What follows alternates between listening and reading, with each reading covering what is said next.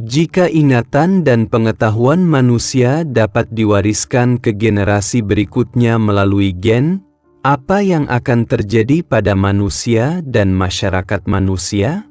Ini bukanlah plot film fiksi ilmiah, tapi salah satu teknologi paling mutakhir umat manusia yang sangat mungkin terjadi. Jika ada satu penemuan yang merupakan penemuan terakhir umat manusia, maka itu mungkin adalah pewarisan ingatan. Ini adalah eksplorasi ilmiah mutakhir yang dilakukan oleh ilmuwan manusia. Terlebih lagi, para ilmuwan telah mencapai banyak hasil di bidang ini, yang sepenuhnya menyegarkan pemahaman kita tentang misteri kehidupan. Apa saja hasil penelitian ilmiah tersebut? Sebuah penelitian oleh Sekolah Kedokteran Harvard menemukan bahwa ketika nematoda terkena racun tertentu, keturunannya secara naluriah akan menghindari racun tersebut meskipun mereka belum pernah terkena zat tersebut. Berapa lama memori seperti ini pada nematoda dapat diwariskan? Hasil penelitian menunjukkan hal itu dapat diwariskan setidaknya hingga 4 generasi. Di China, hasil penelitiannya sama mengejutkannya. Para ilmuwan telah menemukan bahwa memori ketakutan tikus percobaan terhadap bau musuh alami mereka dapat diwariskan secara stabil ke generasi ketiga. Sebenarnya penelitian di bidang ini sudah dimulai sejak lama.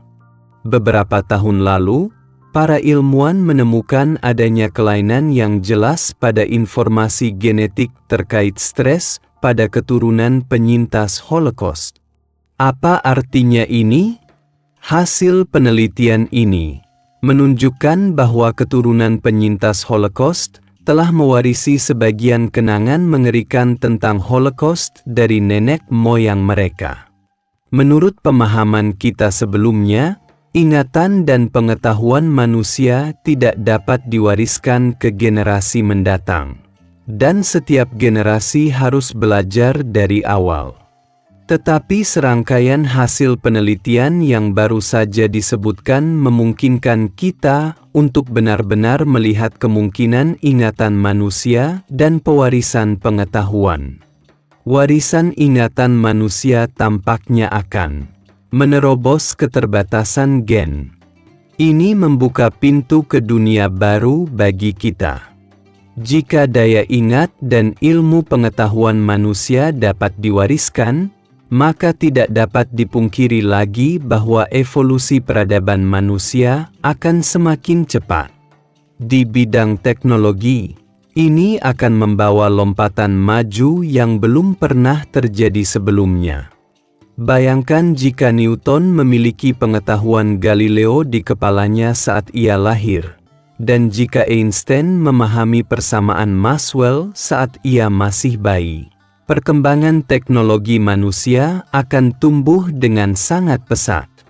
Jika tiba saatnya ingatan dapat diwariskan, manusia akan mampu mengatasi hampir semua masalah global seperti kanker dan perubahan iklim dalam waktu yang sangat singkat.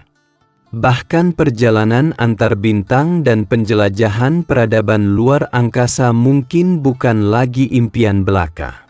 Sistem pendidikan juga akan mengalami revolusi yang mengganggu.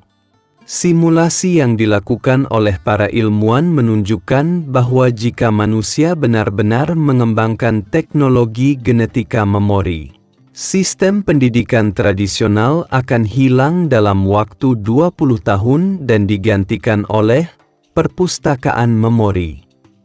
Pada saat itu, setiap bayi yang baru lahir akan dapat mewarisi pengetahuan di bidang tertentu semudah kita mengunduh aplikasi ponsel sekarang. Ini akan secara signifikan memperpendek rata-rata tahun pendidikan manusia.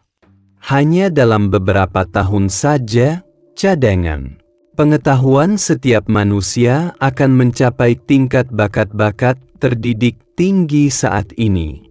Namun ini juga akan membawa masalah baru. Stratifikasi kognitif manusia dan ketidaksetaraan pendidikan akan menjadi semakin menonjol.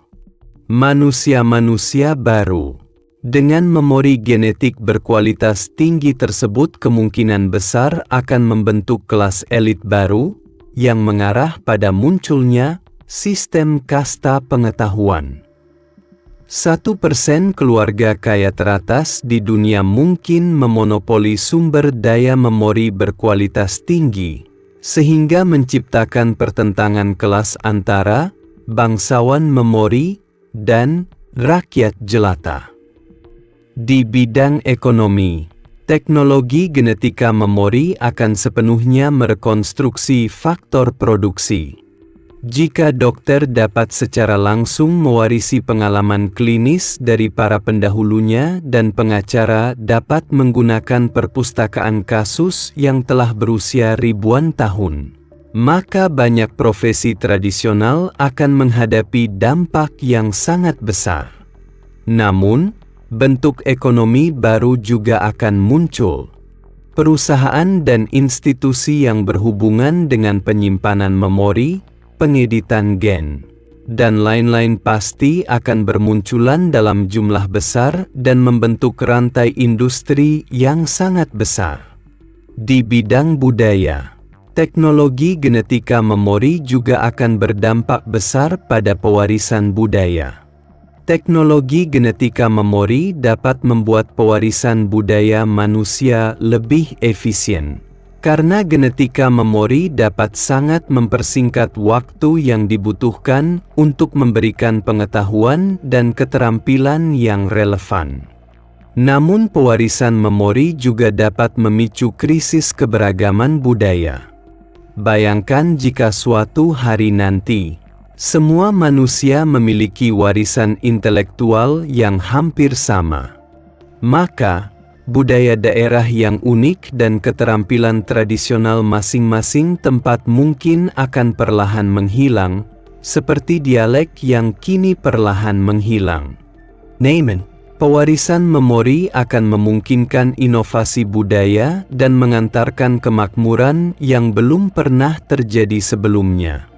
Bahkan sekarang, orang-orang dengan latar belakang budaya yang beragam jauh lebih kreatif daripada orang biasa. Ketika ingatan dapat diwariskan, setiap manusia mungkin memiliki ingatan tentang berbagai budaya. Dan inovasi budaya dan teknologi akan mengantarkan pada ledakan besar. Namun teknologi genetika memori tidak hanya membawa manfaat bagi umat manusia. Jika manusia benar-benar memiliki teknologi ini, itu akan seperti membuka kotak Pandora yang mengarah ke serangkaian masalah rumit. Kemanusiaan juga akan terjerumus ke dalam banyak dilema etika. Pewarisan memori dapat mengarah pada kolonisasi pengetahuan dan kolonisasi memori. Apa artinya? Teknologi ini mungkin menjadi jenis senjata baru dan digunakan oleh orang-orang dengan motif tersembunyi. Jika beberapa negara kuat menggunakan teknologi penyuntingan genetik untuk secara paksa menanamkan nilai-nilai dan ide-ide mereka sendiri ke dalam kode genetik orang lain, mereka dapat secara diam-diam mengendalikan pikiran orang lain. Kemudian, negara-negara dan bangsa-bangsa yang lemah di dunia mungkin menghadapi bencana yang dahsyat. Jika ingatan seorang penjahat di masyarakat manusia disalin dan kemudian ditanamkan ke otak orang lain, konsekuensinya akan sangat serius. Teknologi genetika memori ibarat pedang bermata dua. Teknologi ini mungkin merupakan penemuan besar terakhir umat manusia dan menjadi akselerator utama peradaban manusia, memungkinkan peradaban manusia melambung ke angkasa.